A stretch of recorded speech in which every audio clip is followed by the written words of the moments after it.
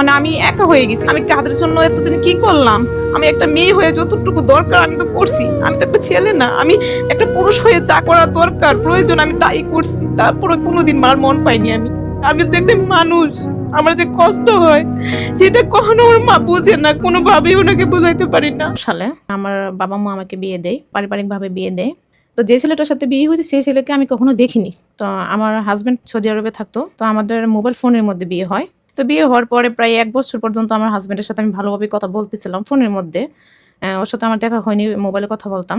তারপর ওই 1 বছর পর বাড়িতে ছুটিতে আসার পর আমাকে আবার পারিবারিকভাবে অনুষ্ঠান করে ওদের বাড়িতে উঠাই দেওয়া হয়েছে। তো ওটা দেওয়ার পরে আমার হাজবেন্ড আমাদের যেদিন বিয়ে হয়েছে, বিয়ের বাসর রাত্রে ওই দিন আমাকে বলে যে দেখো আমি তোমাকে কিছু বলতে চাই। তখন বললাম যে আমার তো বিয়ে হয়েছে প্রায় অনেক দিনই হয়েছে, আপনি তো অনেক কিছু বলছেন, ওনার নতুন করে কি বলার আছে? তখন বলে যে না, আমি একটা কথা তোমার কাছে লুকাইছি। তো কোন কথাটা? দেখো আমার না বিয়েতে না ইচ্ছে ছিল না, আমার সম্মতি ছিল না, আমার একটা মেয়ের সাথে সম্পর্ক ছিল। তা আমি আমার বাবা মাকে বলছি সেই সম্পর্কের কথা, কিন্তু কোনোরা মানতে রাজি না, করাবে না। তো তারপরও বাবা মার কথা মুখের দিক তাকিয়ে বাবা মা বললো যে আমরা যে মেয়েকে পছন্দ করছি সেই মেয়েকে তোমার বিয়ে করতে হবে। তারপর ঠিক আছে আমি বিয়ে করলাম, কিন্তু আজকে তুমি আমাকে একটা কাজ করে দিবা। তখন আমি বললাম যে কি কাজ করবো বলেন? তখন বললো যে দেখো তুমি ওই মেয়েটার সাথে কথা বলো, কথা বলে বলো যে আমাদের যে বিয়েটা হয়েছে আমারও ইচ্ছে ছিল না আর আমার হাজবেন্ডেরও ইচ্ছে ছিল না, তো আপনি ওনাকে দোষারোপ করবেন না, ওনার কোনো দোষ নেই। মানে এটা আমি বলতাম মেয়েটার কাছে। উনি যখন কথাটা বলছে আমার যে কত কষ্ট হয়েছে যে একটা মেয়ে এই কথাটা যখন তার হাজবেন্ড বলে, প্রত্যেকটা মেয়ের তো একটা স্বপ্ন থাকে যে একদিন বিয়ে হবে, তার স্বামী হবে, সুন্দর একটা সংসার হবে। আমি মনে করছি যে ওই দিনই আমার সবকিছু ভেঙে চুরে চুরমার হয়ে গেছে যে আমার বাবা মা কি করলো। আমি আমি কি বলবো কিছু বুঝতে পারতেছি না। তারপর উনি বলে আমাকে এটা বলার জন্যে যে আমি কিছুদিন পর, নতুন তো বিয়ে হয়েছে, আমি কিছুদিন পর বলে কোনো না কোনো একটা বাহানা করে খুঁজে বের হয়ে চলে যাব, ডিভোর্স দিয়ে দিবেন, এটা বলছে আপনাকে? হ্যাঁ মানে প্রেমিকাকে? হ্যাঁ প্রেমিকাকে, দোষটা আমার উপরে নিতে বলতেছে। তো আমি যেখানে কোনো দোষে করিনি সেটা নাকি আমি আমার উপরে নিব যে আমি চলে যাব একটা কোনো না কোনো বাহানা করে। তখন আমি বলি যে না আমি কিছু বলতেছি না, আমি যে কথা বলতে পারবো না। তখন উনি আমার সাথে একটু রাগারাগি করলো, করার পর হচ্ছে বের হয়ে চলে গেছে। যে ওই দিনকে রাতটা প্রত্যেকটা মেয়ের জীবনে একটা সর্বশ্রেষ্ঠ একটা ভালো একটা রাত, যে প্রত্যেকটা মানুষই চায় যে এরকম আসবে, তার জীবনে নতুন করে শুরু করবে তার লাইফটাকে। কিন্তু কি হলো, রাগ করে অভিমান করে চলে গেছে। তারপর আমার কাছে আর আসেনি। এই ঘটনা আপনি আপনার পরিবারকে জানিয়েছিলেন? আমি পরিবারকে পরে জানাইছি, যখন 5-6 দিন হয়ে গেছে নতুন বিয়ে করার অবস্থায়। কিভাবে বলবো? যদি এই কথাটা বলি তাহলে আমার আব্বু আম্মু অনেক কষ্ট পাবে, মান সম্মান যাবে, যেহেতু আমার বাবার বড় মেয়ে আমি। তারপর হচ্ছে আমার হাজবেন্ড 4-5 দিন যাওয়ার পরে আমাকে বলে তুমি এই ব্যাপারে কারোর কাছে কিছু বলো না। আমি বলি যে না।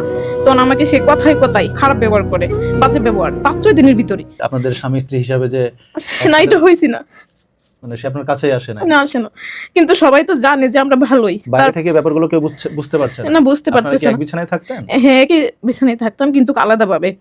আর ওটাই নেওয়ার প্রায় 7-8 দিন পরে তখন আমি বলি যে দেখেন আপনি কেন এটা করতেছেন আমার সাথে। তখন একদিন আমাকে অনেক মারছে, কোনো দোষ করলো আমাকে দোষ না করলো আমাকে আমাকে সে এত মারছে, মারার পরে আমার ঠুটকাই তো বেরিয়ে গেছে। পরে আমি আমার শাশুড়িরে বলি যে আপনি ছেলে আপনারা কেন আমার জীবনটা নষ্ট করছেন, আমি কি ক্ষতি করছি? তখন বলে যে কেন?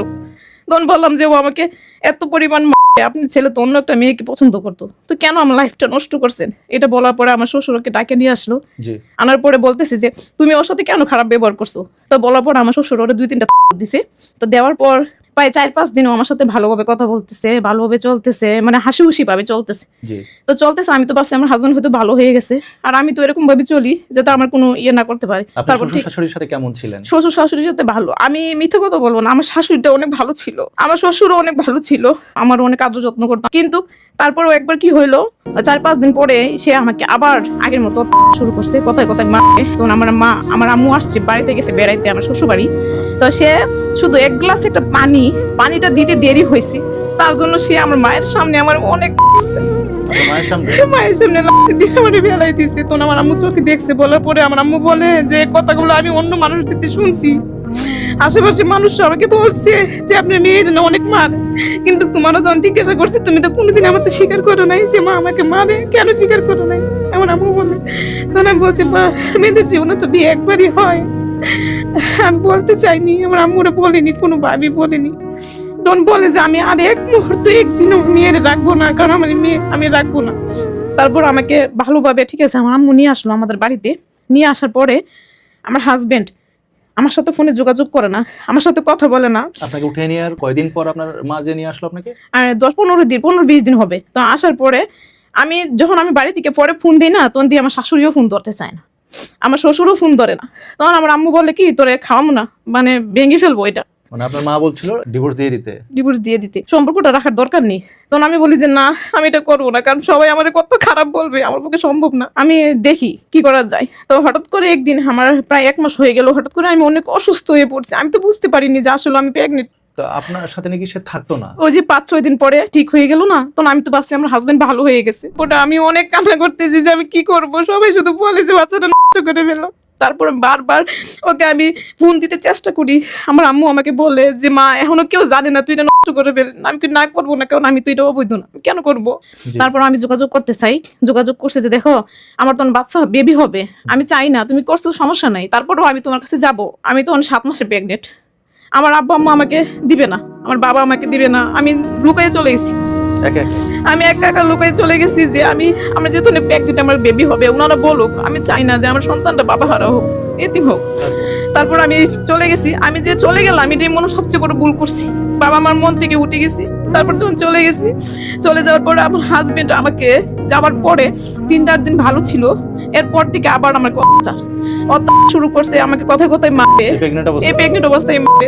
আমার আম্মা, মানে অনেক কান্না করি, আমার আম্মা আমাকে বলে আমার মেয়ে নাই, আমার মেয়ে মারা গেছে, কথা বলতে চাই না যে আমি লুকাইয়া চলে গেছে, আমার গার্জিয়ানের আশাও করে নাই, সেই মেয়ের আমার দরকার নেই। আমরা যদি দিতাম তাহলে তো পারিবারিক ভাবে সবার সাথে মিলে যেভাবে ভালো হতো সেভাবে দিতাম, তুমি কেন চলে গেছো, আম্মু বলে। তারপর যখন আমি আম্মুর বললাম তুমি আসো আম্মু আসো, অনেক কান্না করি। তারপর আমার রাগ অভিমান ভাঙে তারপর গেছে আমার বাসায়। যাওয়ার ওই দিনও আমার হাজবেন্ড ওর ভাইয়ের সাথে ঝগড়া হয়েছে, তো ভাইয়ের সাথে ঝগড়া হয়েছে, এই ঝগড়ার জাতটা আমার সাথে মিটাইছে। আমার মার সামনে এগুলা করি, আমার পেটের মধ্যে আবার লাগতেছি, তো সাথে সাথে আমি জ্ঞান হারাই ফেলছি। আর পরে যে কি হয়েছে আমি তো বলতেই পারবো না। পরে সবাই আমাকে নিয়ে হসপিটালে গেছে, যাওয়ার পরে দেখে যে আমার অবস্থা অনেক সিরিয়াস। তারপর দেখার পরে বলতেছে যে আমার মুখটুক ফুলে গেছে, শরীর ফুলে গেছে, আমার পেটও ফুলে গেছে। তখন সবাই বলতেছে যে মেয়েটা তো মারা যাবে।